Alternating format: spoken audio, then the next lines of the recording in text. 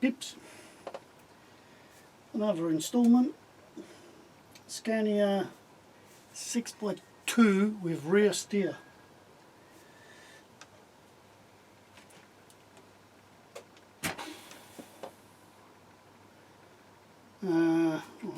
Start at the beginning, start at the front.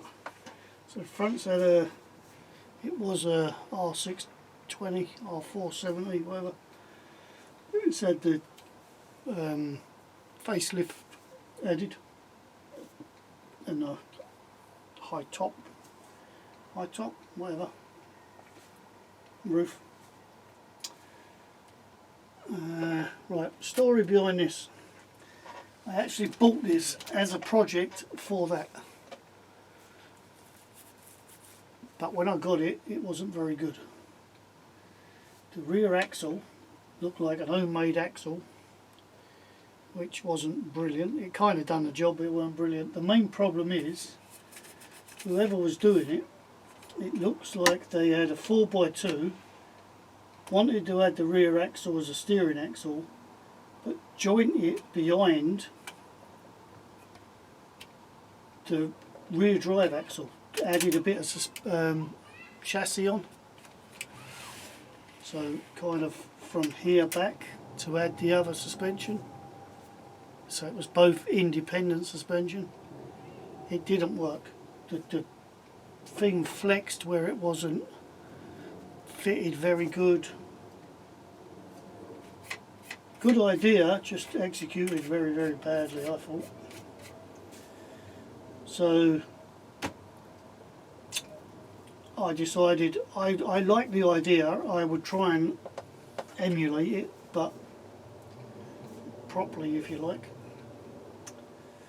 So I bought a 6x4 chassis rails. That was pretty much it to start with, but I joined them in the middle.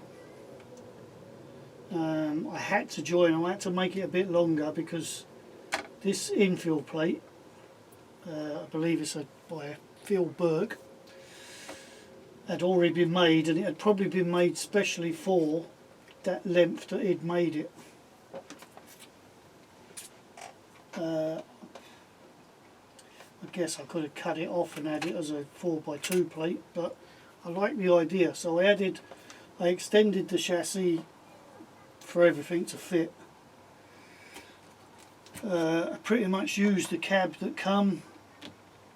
I had a weird idea in my head, and I'm not sure if the camera picks it up properly. I think it can in places.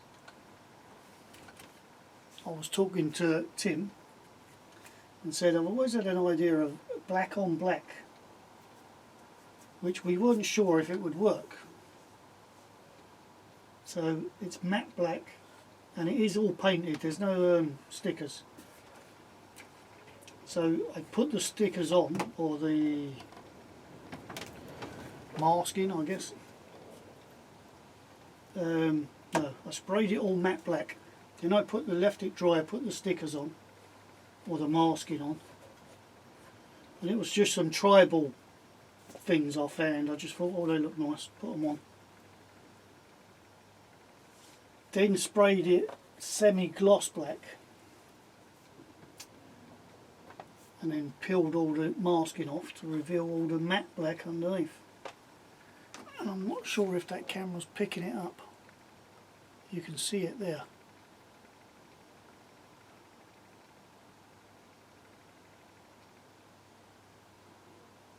So I've pretty much done the same both sides, but it's when the light hits it you can pick it out more, and it's, as you can just see there.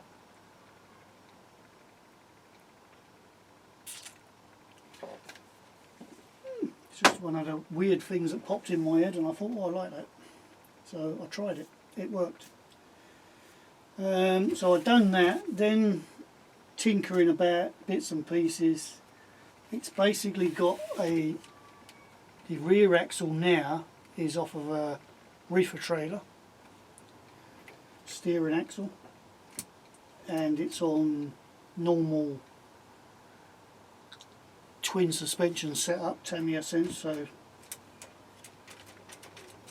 rocking,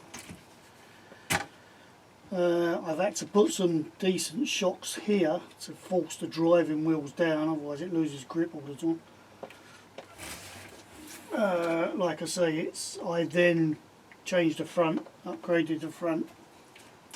I also put the upgrade rear on. Sliding fifth wheel, all alley wheels. The rears are super singles, as are the fronts.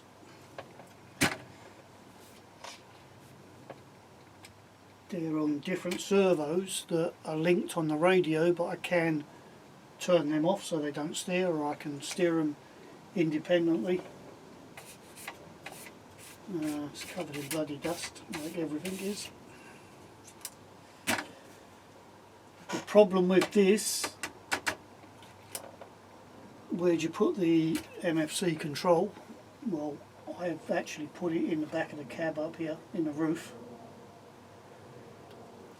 What I did was get the sticker that goes on the fuel tank, put it on, and then use that as a guide to cut all the L's and drill all the L's.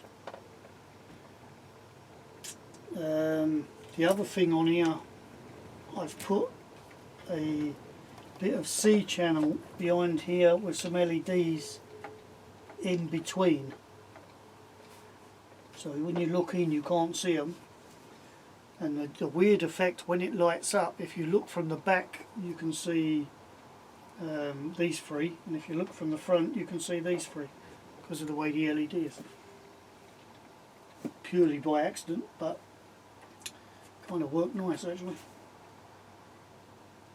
So that's really the story on this one. I bought it as that, kind of, unpainted and everything.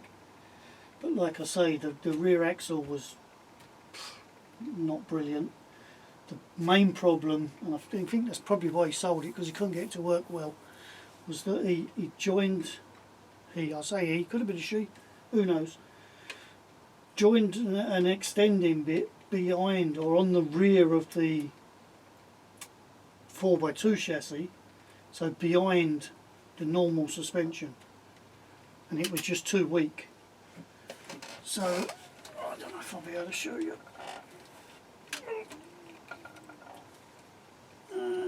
I've actually jointed it right in the middle here. So, it's not interfering with anything.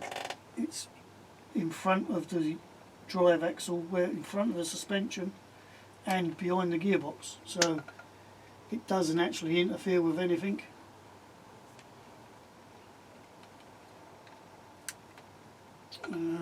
Yeah, you can see there, so that's got a, like I said, a rear axle from a reefer trailer, and the steering servo for it is between the chassis rails, and then it's just linked, like I say, through the radio, different channels.